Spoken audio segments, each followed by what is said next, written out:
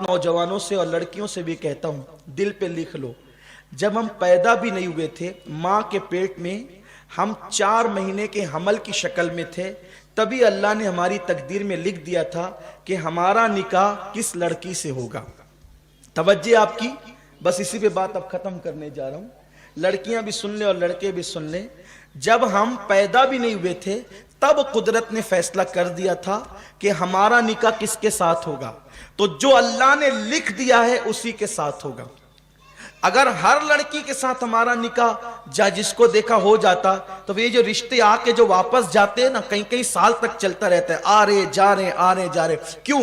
لوگ پریشان ہوتے ہیں، ارے سید صاحب اتنی جگہ جاتے ہیں پسند ہی نہیں آتا۔ میں کہتا ہوں جا لکھا تو وہاں پہنچ ہی نہیں رہا ہے، جہاں اللہ نے لکھا ہے تو وہاں پہنچ ہی نہیں رہا ہے۔ جہاں اللہ نے لکھا ہے جس دن وہاں پہنچ جائے گا اور وہ وقت آ جائے گا تو پھر چٹ منگنی پٹ بیا والا مسئلہ بھی ہو جائے گا۔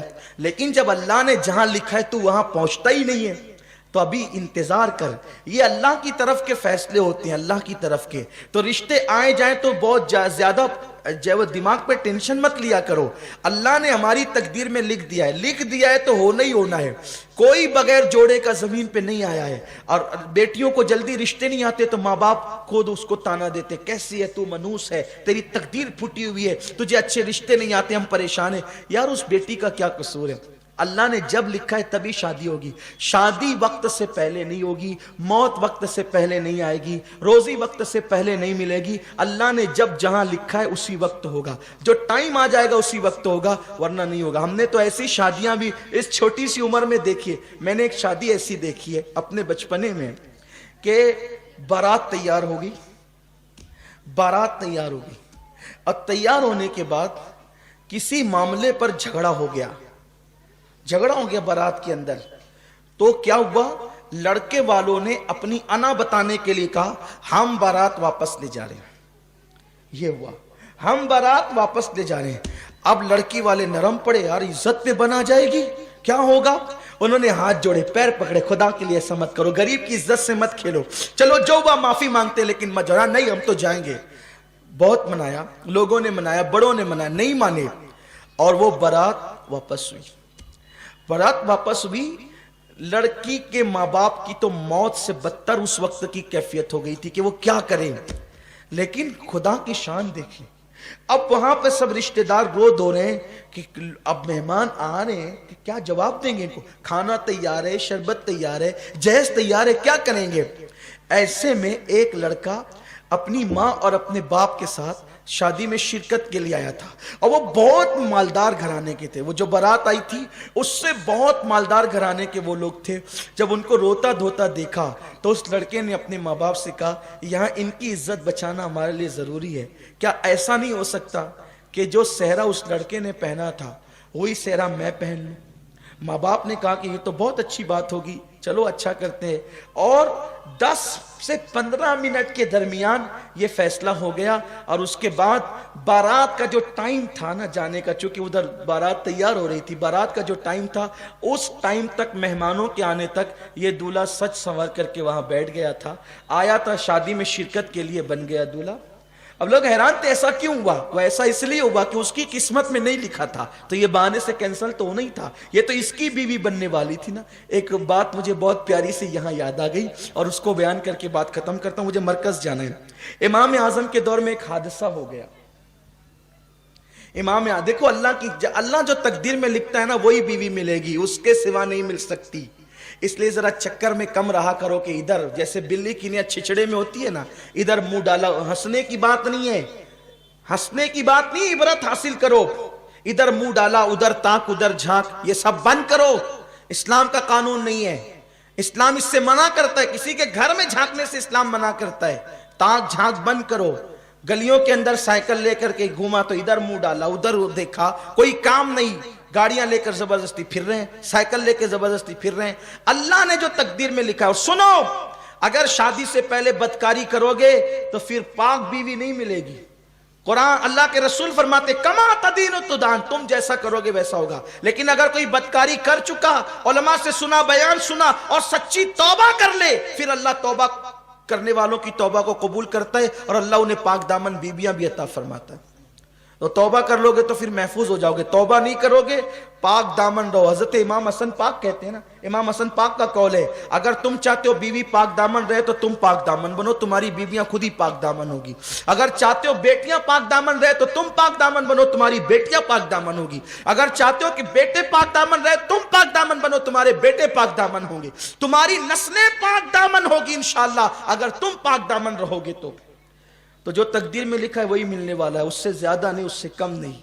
इमाम आजम अबू हनीफा रहमतुल्लाह ताला अलैह के दौर में ऐसा हुआ कि दो भाइयों की एक साथ शादी हुई, दो भाइयों की एक साथ शादी हुई, और इत्तेफाक से दो बहनें भी वो थी, इधर दो भाई इधर, ऐसा होता है ना, दो भाई दो बहन हो गई। अब वो दोनों बहनें आई इधर से और ये दो भाई, शादी हो गई। तो इत्तेफाक ऐसा हुआ जब हुजरे में पहुंचाने की बात आई तो औरतों की गड़बड़ी की वजह से और दुल्हनें तब्दील हो गई, दुल्हनें तब्दील हो गई। यानी इस भाई का जिससे निकाह हुआ था उसकी बीवी इसके साथ चली गई, और इसका जिससे निकाह हुआ था उसकी बीवी इधर चली गई। जब अब रात तो गुजर गई, सुबह हुई, तो सुबह होने के बाद ये बात खुल गई कि भाई वो जो औरतों की कोताही की वजह से दुल्हन तब्दील हो गई, इसकी इसके साथ चली गई, इसके इसके साथ चली गई। इत्तेफाक से उस वलीमा में इमाम आजम भी मौजूद थे, इमाम सुफियान सौरी मौजूद थे, इमाम आमश मौजूद थे, इमाम हम्माद, यानी बड़े बड़े उस दौर के अकाबर, यानी कितने बड़े घर में शादी रही होगी वो कि इमाम आजम जैसे लोग उस वलीमे में शरीक हुए होंगे। ऐसा होता है ना कि भाई हाफिज गुफरान साहब जिस शादी में आए तो माशाल्लाह मुअज़्ज़ज़ लोगों की शादी है, हाफिज मकसूद साहब आए तो इज्जतदार लोगों की शादी है, तो ऐसा होता है, मेहमान देख के अंदाजा होता है कि कैसे लोग हैं। अब इमाम आजम जिसकी शादी में जाए वो वाकई इमाम आजम अबू हनीफा, तो वो लोग सब बैठे थे, वो औरतों से बात बाहर आई कि औरतें आपस में कानापुसी करने लगी कि दुल्हन चेंज हो गई, दुल्हन चेंज हो गई। अब औरतों को बात पता चले तो वो छुपना कब थी, तो सब, अब हर दौर की औरत तो औरत ही होती है, और हर शहर की औरत ही होती है। खूब चीख पुकार होने लगी, अब क्या होगा, अब क्या होगा। मर्दों ने इमाम सुफियान सौरी से और दिगर इम्मा से कहा कि ये जो औरतें तब्दील हो गई कि क्या करें। वो कहा कि तब्दील हो गई तो क्या करें, इसकी इसके साथ कर दो, इसकी इसके साथ कर दो, भाई जो जिसके साथ थी उसके साथ कर दो, क्योंकि ये गलती से वह जानबूझकर तो हुआ नहीं है। अब भाई फतवा देना ही बहुत अहम नहीं होता है, फतवे को देते वक्त ये भी तो सामने रखना होता है कि इस फतवे का असर क्या होगा। असल बात ये है कि चलो ठीक है, जो जिसकी बीवी थी उसके पास पहुंचा दो, गलती से हो गया तो क्या करेंगे। भाई दो बहनें हैं, दो भाई है, एक घर में रहते हैं, अब इसने इसके साथ रात गुजारी, इसने इसके साथ रात गुजारी, अब इसको फिर इसके पास भेजे, इसको इसके पास भेजे, तो ये जिंदगी भर एक दूसरे से नजरें मिला सकेंगे, दोनों भाई एक दूसरे को देख सकेंगे, क्योंकि ये तो इसकी बीवी के साथ गुजार चुका है रात, वो उसकी बीवी के साथ रात गुजार चुका है। तो घर वालों को थोड़ा सा तरह कि भाई चलो ठीक है, जो बीवी जिसकी उसकी उसके पास रहेगी, लेकिन ये रात कहीं और गुजार चुकी है, और वो सारी जिंदगी नजर उठा के एक दूसरे को देख सकेंगे, क्या करेंगे। लेकिन उस महफिल में खुशनसीबी उनकी ये थी कि हमारा इमाम इमामुल अइम्मा सिराजुल उम्मा काशिफुल गुम्मा नौमान बिन साबित, जिस पर फिक्र को नाज है, जिस पे इस्लाम को नाज है, जिस पर मुस्तफ़ा जाने रहमत को नाज है, वो इमाम आजम अबू हनीफा फरमाते हैं ये फतवा तो अपनी जगह है कि हर औरत अपनी शौहर के पास चली जाए, लेकिन कुछ समाज का भी तो मामला है, कुछ घरेलू भी तो मामलात है। एक काम करो, दोनों दूल्हे को मेरे पास बुलाओ।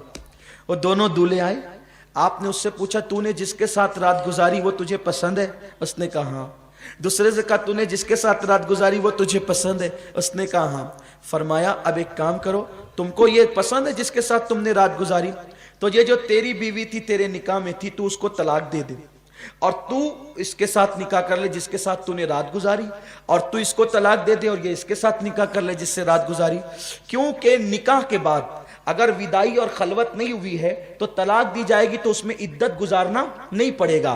तो इधर उसने उसको तलाक दे दिया, इधर उसने उसको तलाक दे दिया, और जिसने जिसके साथ रात गुजारा वो उसी की बीवी हो गई, इसने इसके साथ रात गुजारा उसी की बीवी हो गई। देखो निकाह होने के बाद भी कुदरत ने जहां लिखा था, जो जिसको मिलनी थी वो उसी को मिली ना, निकाह भी हो गया है। निकाह होने के बाद भी तो कुदरत का लिखा नहीं टलता, ला तब्दील लिकलिमातिल्लाह।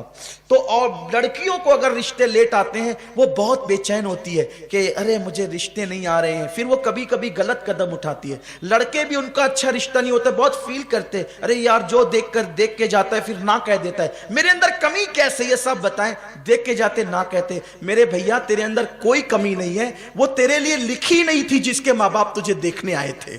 मेरी बेटी तेरे अंदर कोई कमी नहीं है, वो तेरे लिए लिखा हुआ नहीं था जिसके लिए जिसके माँ बाप तुझे देखने आए थे। अरे जिस दिन लिखा हुआ आ जाएगा फिर उस दिन नहीं भी देखेंगे तो भी तेरा निकाह हो जाएगा। तो इसलिए अल्लाह के फैसलों पे राजी रहना चाहिए और अपनी बेटियों का निकाह वहां कीजिए जो लोग नबी पाक के वफादार हों। जो नबी का वफादार नहीं वो आपकी बेटी का भी वफादार नहीं हो सकता। अल्लाह ताला